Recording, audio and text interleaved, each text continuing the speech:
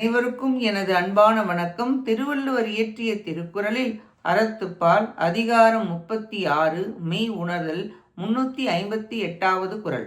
பிறப்பென்னும் பேதமை நீங்க சிறப்பென்னும் செம்பொருள் காண்பதறிவு. பிறவித்துயரை தரும் அஞ்ஞானம் அகல முக்தி என்னும் சிறந்த நிலைக்கு காரணமாகிய செம்பொருளை காண்பதே மெய் உணர்வாகும்.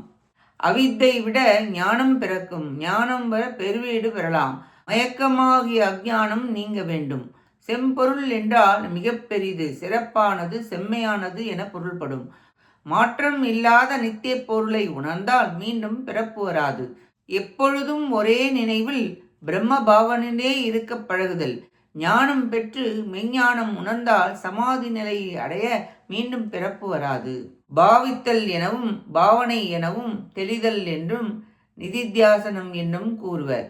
இக்குறளில் பாவனை அதாவது நிதித்தியாசமும் அதன் பயனும் கூறப்பட்டது. நன்றி, வணக்கம்.